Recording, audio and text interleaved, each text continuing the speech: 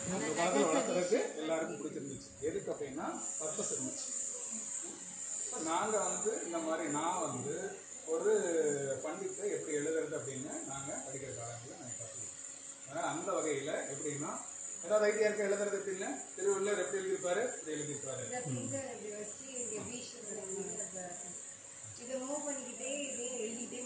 சரி okay correct. அவங்க சொல்கிறது கரெக்டு. இதில் பார்த்தீங்கன்னா இந்த காலத்தில் இந்த மாதிரி நெகத்தை லென்த்தியாக வளர்த்திருப்பாங்க. லென்த்தியாக வளர்த்து இந்த வளர்த்துன நெகத்தில் ஒரு ஹோல்ஸ் போட்டுக்கலாம். அந்த ஹோல்ஸ் போட்டுக்கிட்டா இந்த எழுத்தாணி அதில் விடும்போது உங்களுக்கு ஸ்லிப் ஆகாது. இங்கேயும் இந்த கை தான் எழுதுமா? அது எழுதாது. இந்த எழுத்தாணியை வந்து இந்த கை பிடிச்சிக்கும். இது எழுதுறது உங்களுக்கு எல்லாமே பார்த்தீங்கன்னா இந்த பெருவிரல் இதுதான் உங்களுக்கு.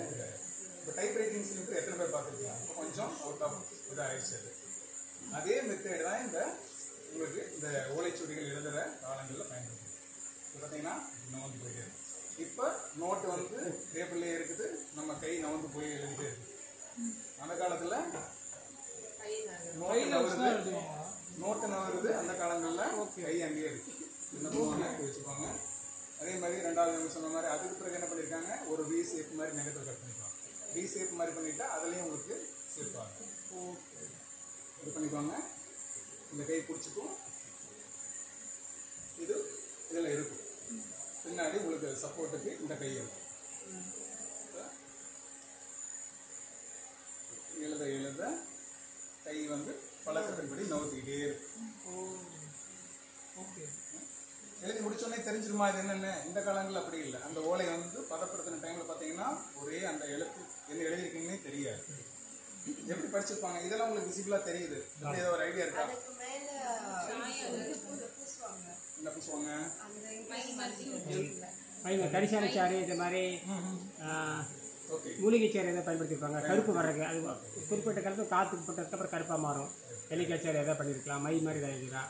சரி எழுதி முடிச்சிடுறாங்க. இதில் தப்பு இருக்குதா இல்லையாங்கிறது தெரியாது. எக்ஸாம் பேப்பர் திருத்தின மாதிரி அந்த மையை அப்ளை பண்ணிங்கன்னா தெரிஞ்சிடும். தப்பு இருக்கிற மேன்ஸ்கிரிப்டில் இருக்குதா அப்படின்னா இருக்குது. அதுக்கு பிறகு நான் சொல்லி முடிச்சிட டைம் ஆயிடுச்சு. கோவை இலை சாறு அதை யூஸ் பண்ணியிருக்காங்க. விளக்கு கறி இந்த ரெண்டையும் மிக்ஸ் பண்ணி உங்களுக்கு அங்கே அப்ளை பண்ணும்போது நீங்கள் எழுதுகிற பகுதிகளில் அந்த சாறை வந்து படியும் போது எழுத்து வந்து விசிபிளாக உங்களுக்கு தெரியும். இதுதான் அது நேச்சுரலான ப்ரொடக்ஷன் உங்களுக்கு. கோவை இலை, அப்புறம் அந்த ஊமத்தை இலை, அதை நான் போர்டுக்கு எல்லாமே யூஸ் பண்ணிட்டு இருப்பாங்க. ஆமாம் நாங்கள் அடி வாங்குவோம். அது ஒழுங்காக பூசையோட வாரம் அடி வாங்குவோம். அடி நிறைய வாங்கிற ஸ்கூலில். அடிப்படையான செய்திகள் நிறைய பேர் இருக்குங்காட்டி தவிர்க்க முடியாத சூழல்ல நிறைய விஷயம் சொல்ல முடியல. வாய்ப்புகள் இருந்தா இல்லை அம்மா அருமை அருமை என்ன வேணும்னா நல்லா கற்றுக்க வேண்டியது இருக்குது. நிறைய கற்றுக்க. ஏதாச்சும் டவுட் இருக்கா உங்களுக்கு? நிறைய இருக்கு. நேரம் இல்லை. 3 நாள் இருக்கும். முதல்ல சொன்னீங்க தானே, இப்போ வேறு வேறு விதமான பனைகள் பயன்படுத்திட்டு இருந்தாங்க. இப்போ நாட்டு பனை அப்போ வேற என்னமோ பனை சொன்னாங்க. அப்புறம் எந்தெந்த மாவட்டங்கள்ல தமிழ்நாடு ஒரு விரிவான இடம் இல்லையா? ஆனால் எந்தெந்த மாவட்டங்கள்ல என்ன மாதிரி பனை யூஸ் பண்ணிருப்பாங்க?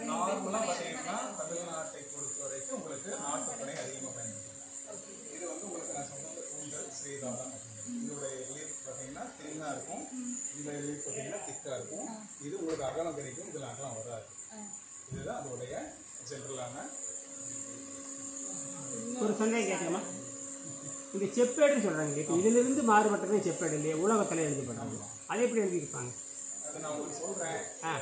எனக்கு நீங்கள் இதில் இன்னும் எனக்கு தெரிஞ்சுக்கணும் அப்படின்னு விருப்பப்பட்டீங்கன்னா நீங்கள் உங்களுக்கு சொன்னீங்கன்னா உங்களுக்கு முழுமையான ஒரு இது வந்து நான் பவர் பாயிண்ட் ப்ரெசன்டேஷனோட கொஞ்சம் வெளியே இருக்கங்காட்டி சிரமத்தை பொறுத்து கொண்டு அடுத்தவங்களே. நன்றி நன்றி நன்றி நன்றி. வணக்கம் வணக்கம் வணக்கம் வணக்கம் வணக்கம்.